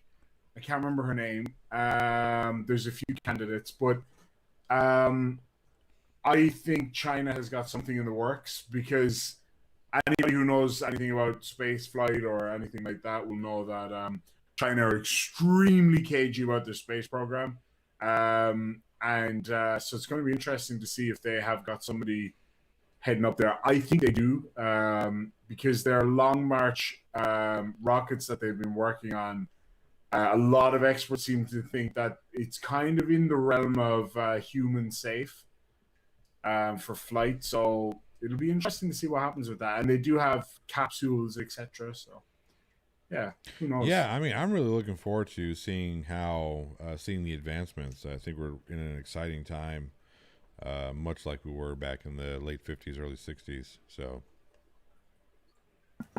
I remember it well. oh, I'm sure you do. You were all of negative 40? Yeah, something like that. I was asked if I could make a blackberry pie. Probably, if you gave me a recipe, I could. Blackberry pie. Yep. I do want to correct Fohammer though. And this is probably going to be news to most people. Is that the hypothesis that the dinosaurs were wiped out by an asteroid impact tends to be an English language bias.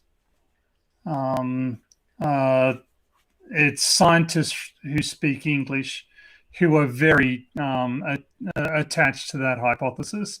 But there's a lot of evidence that suggests that actually it was the eruption of the Deccan traps in southern India that was the decisive factor in wiping out the dinosaurs. In other words, You just said a lot of words.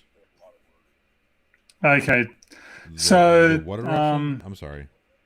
the Deccan traps, Deccan traps. Is a large series of volcanic eruptions that occurred over a few million years in southern India. It was this large, sustained, continuous eruption of volcanic material, and there's a there's a lot of evidence that suggests that it played a major role in the KT extinction. The asteroid hypothesis is the preferred hypothesis of the Americans because they came up with it.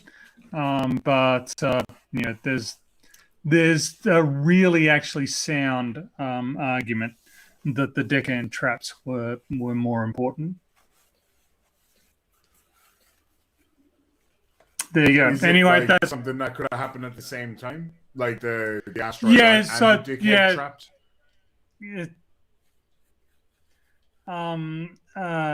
Deccan. The Deccan, the Deccan traps. So they did occur at approximately the same. The Chicxulub asteroid impact did occur at approximately the same time. So the chicks but- cold balls and the dickhead. That's pretty much it. Yes. Yeah, that's what I In a thought. nutshell, you nailed it. Nailed it like Jesus. Damn right.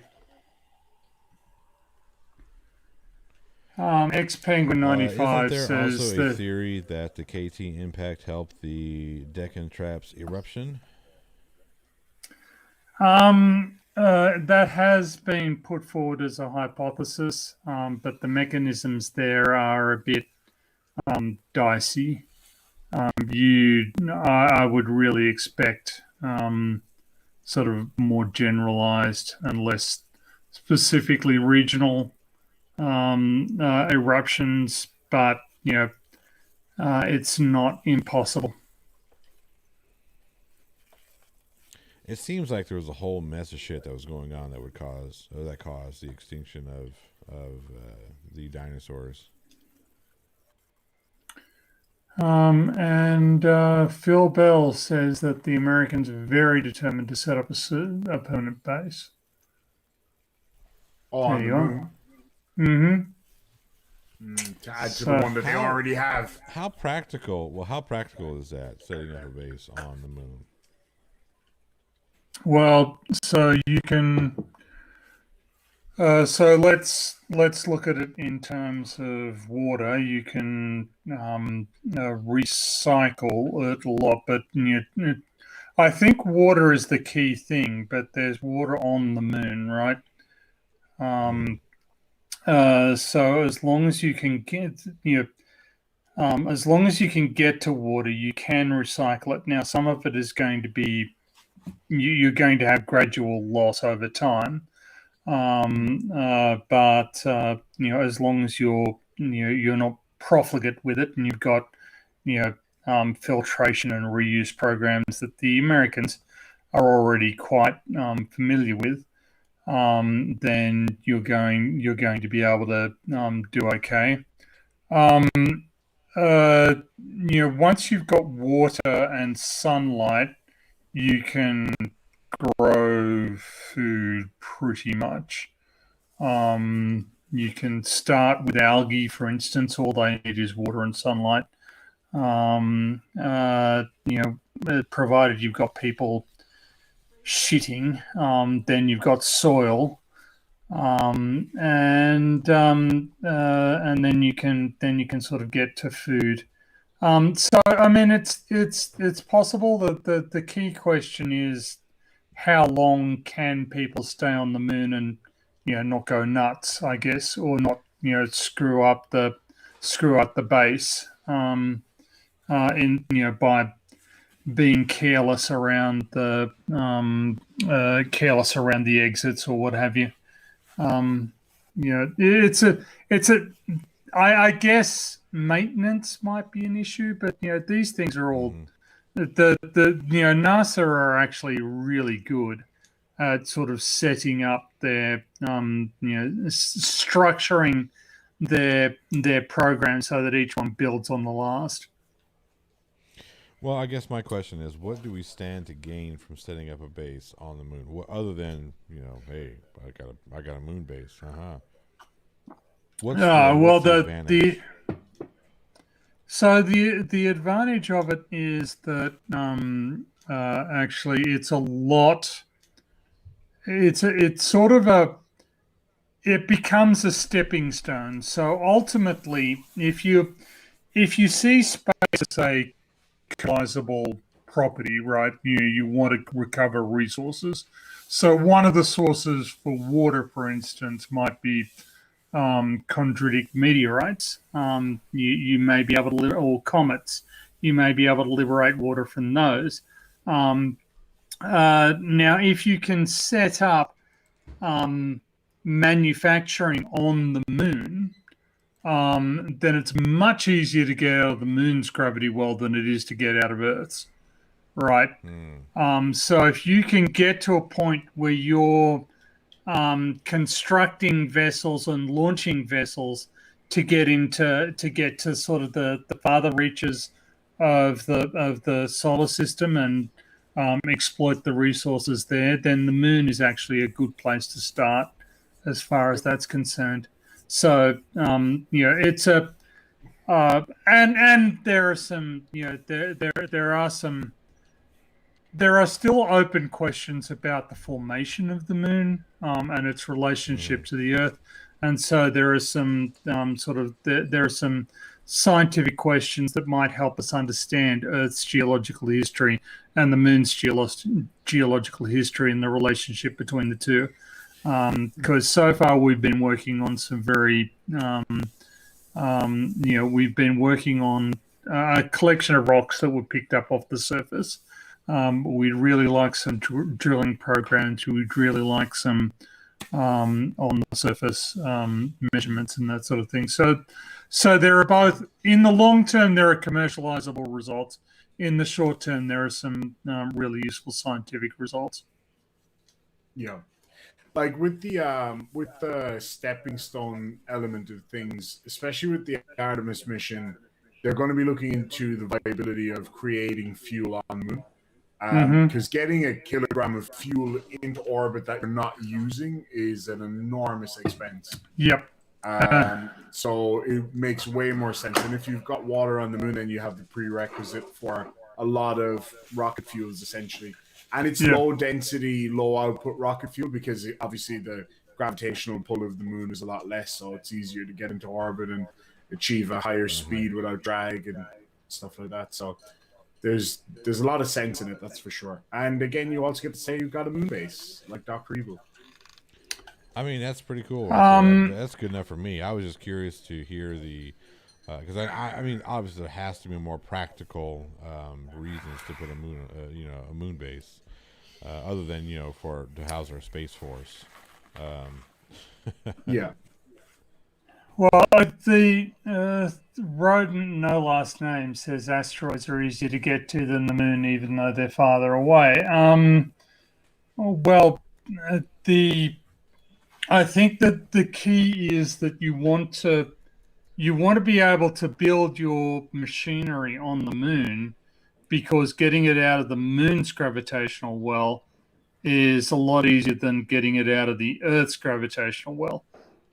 That's the point, right? That the whole point is that if we can set up a production, we have to set up production pipelines that are not on Earth. We have to have industrial complexes that are not inside Earth's gravitational field. And the moon is the nearest place that is not inside Earth's gravity, that is not strongly impacted by Earth's gravitational field, in which we can do the construction, and in which it is much easier in terms of fuel cost and material cost to get stuff off the surface of the moon. And another thing about it as well that's really important is the fact that it allows travel to places like Mars become much more viable, because of the fact that if you don't need to carry fuel to the moon to continue on to Mars, then that allows you to carry more machinery, more technology, more people, in fact. So when you're able to save, let's say to get to the moon takes, I don't know, 2,000 tons of fuel, and then you have to carry an extra 1,000 tons of fuel to get to Mars. Well, then that 1,000 tons that you're saving can be used for other things, because you can essentially stop off in Mars and use it as a gas station, and allowing you to bring a huge, the moon, Stop and off use at that the as a moon, gas station, essentially, allowing you to then continue on to Mars with 1,000 tons of extra cargo. So Yeah, essentially, what I'm we're not doing sure is we're Well, Roden, no Go, last Kevin. name, says radio telescopes on the lunar far side in the radio shadow of Earth are one reason to go there. Oh yeah, I guess that's a thing. I mean, yeah, that's also another scientific scientific issue. I'm a little bit surprised that sort of there's that much noise in terms of radio satellites, but I guess there must be. We'll see. Anyway, So essentially, what we're saying is that the moon is going to be the connecting point to the rest of the galaxy. yeah, in sort of the short term, whether or not connecting, whether or not we can ever realistically connect with the rest of the galaxy any more than we already have is an open question. The viability of drives that can get people. They have hypothesized slower than light colony ships, but it just seems like a huge nightmare. You're on your way to somewhere where you're not really sure what's going on, and you need to take all the resources you're ever going to need with you, and a genetically stable population, and a genetically and socially stable population. I think sort of extra solar system colonization is a long way away from being viable at the moment, but this is the first step. Well, let me ask you guys a question before we wrap up. Did you read the article or hear the news story about this non-naturally occurring signal coming from? Where the hell was it? Where is it coming from? You guys know what I'm talking about?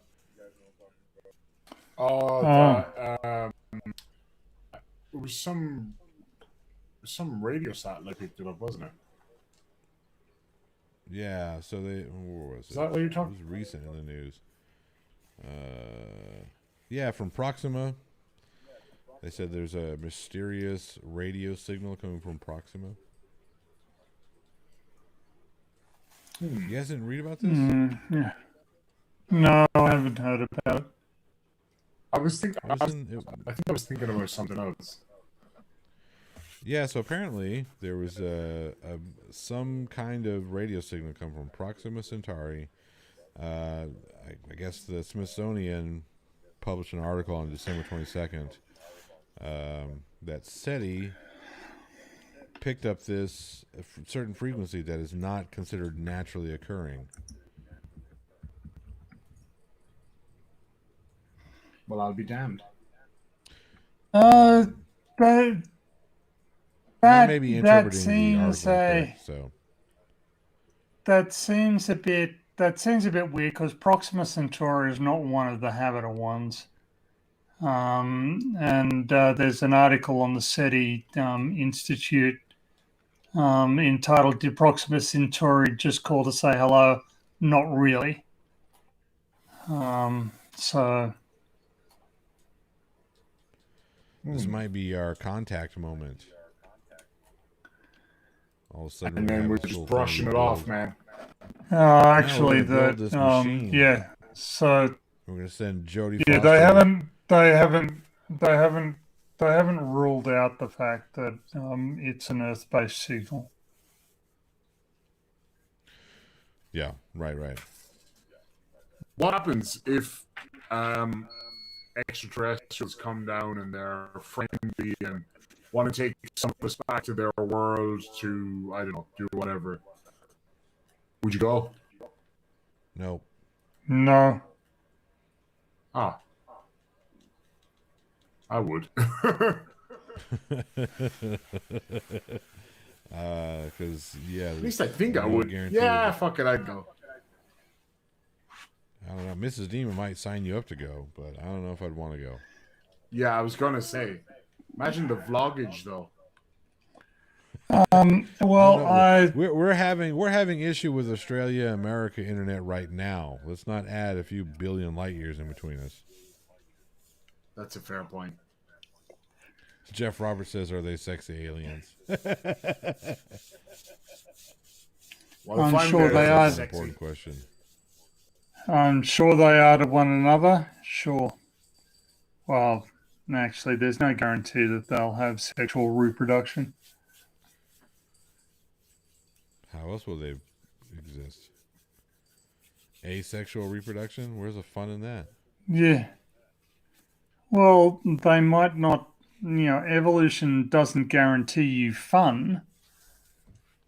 If it did, I would not exist. Hence us Well, being then evolution here. is a bastard. Oh, get out of here, PhD Tony. Get out of here. You exist. I'm sure your parents had fun. I'm sure they did, but I'm here to kill everybody else's fun. So, Oh. No, you're not here to kill our fun. You're here to remind us of how fun our fun is. yeah, okay. Huh? Yeah, there you go. I can see that. So yeah, it's I just, I'm happy enough here, and I don't really, it would be weird ass being on another planet, but it's not something I'm particularly excited for, really. Especially if, What if it got to the stage where interplanetary travel was normal and, it takes 3 days to go to the moon and just chill out there for a week or two and was affordable? Is that something you do? if it were affordable, sure, I might, do that for a holiday. But then again, haven't been to Ireland yet, or Hokkaido, or Yeah. there are plenty of places. There are plenty of amazing places on Earth I haven't been to. So I don't need to. The rest of the universe, can wait. it's priorities. The priorities, yes. I think Okay. I'd still prefer to go to the moon then. Take care. Ireland, Take to be care, honest. Phil Bell. See you, Phil. Yeah. Well, yeah. So he actually brings up a good sleep point. well. That is 2:30 a.m. in the morning, which PhD Tony it's getting on that time for you too, isn't it? Yes, pretty much. It's now 2:32 in the See, morning. There you go. So what we should do? yeah. Let's go ahead and wrap so PhD Tony can go to bed and get his beauty sleep. Obviously, he hasn't been getting much of that lately, but Yep. Ever. Pretty much. You won't find any argument from me there. Wasn't expecting any.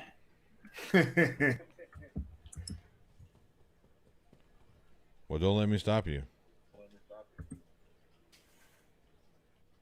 This is what we From call doing pregnant what? pause. We're having a pregnant pause right now. Huh? What am? Who's pregnant? What did I do? This. Sounds like me 10 years ago. All right. Okay. That took me a minute there, but that was brilliant. All right. So. Yeah, I think this is a good stopping point. Good time to wrap it up. That way, PhD Tony can go to sleep. Yes, and just to wish everybody all the best. I hope you had a fantastic feast of Sol Invictus, and take care of yourselves for the new year, 2021. how bad can it possibly be? That's a And terrible Tony question is- to ask. Jinx 2021. It isn't And Tony just 2020. killed us That's in got to be. 2021. If I can jinx it, how robust was it? That's a fair question. point. That's a fair question. Who's got what coming up? I know people's got things coming up. I got things coming up. I'm to just 1,000 subscribers. Yay! So yeah, So let's talk. unpopular opinions on Monday. Unpopular opinions on Monday is going to be a compilation. You'll see probably everybody on this panel on there, so that'll be fun, along with a bunch of other people, Crafty Keela, Jessica G, all the fun people. So they're going to be on it. So make sure you tune in for that. Yeah, well, that ought to be good, and hopefully be announcing a 1,000 subscriber live stream at some point in the future. I'm probably No going to do that pressure or Wednesday. anything. Okay, well, that will be exciting. Irish, what don't you have? That's a I short do my list. daily shit. I just kind of go off whatever happens that day, and I just kind of do my reaction to it. So I resurrected an old video that I did, which was a music kind of thing where it was just reviewing some flat earth music. So it was one of my very first videos.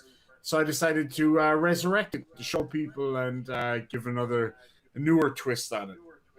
I've also got a new fortnightly, maybe weekly show coming up where I get together a bunch of creators who want to have a say, and they all pick a clip about a certain person or topic, and we cover that together. And yeah, so anybody who's interested in doing that, just hit me up on Discord or Instagram, Irish Demon Vids, or irishdemonvids@gmail.com, and anybody's welcome.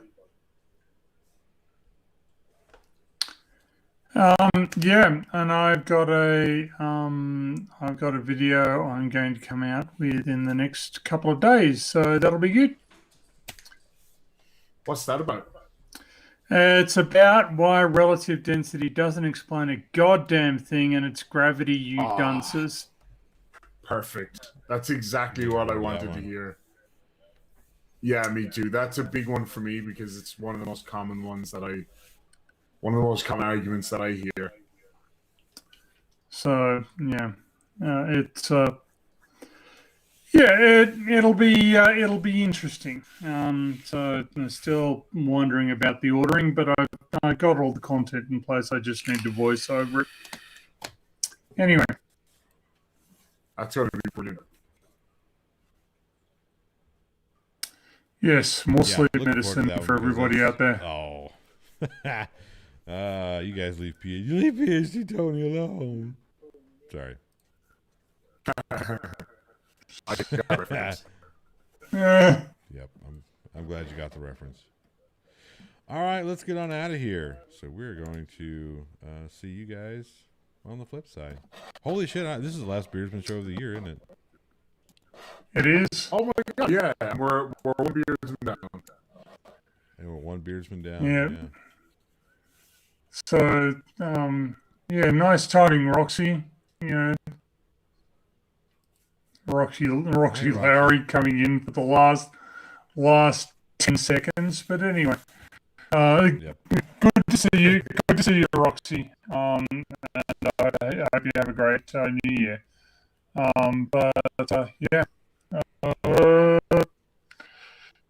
Let's get. Yes, this is the last one for the.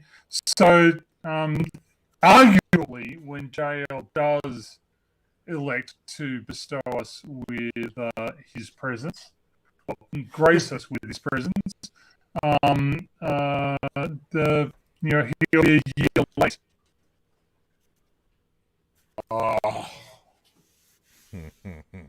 Arguably, I mean, you can make. Put up with those fucking jokes all week. Oh, I'll talk to you next year. Yeah. Fucking never heard that one before, Dad. Yeah. Oh, just just practice kicking people in the nuts. They'll stop eventually. Yeah. All right. Like, Man, I had fun this year. It was awesome. Good hanging out with you guys. And we look forward to doing it next year. yeah. It's and yeah, 2020 had at least you guys going for it and people in the chat and all that Right. sort of stuff. So yeah, Absolutely. It wasn't Always a complete good. loss.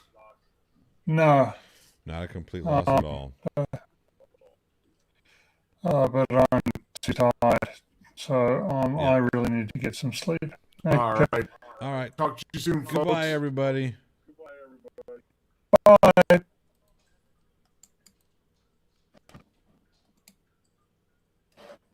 Okay, stream's ended.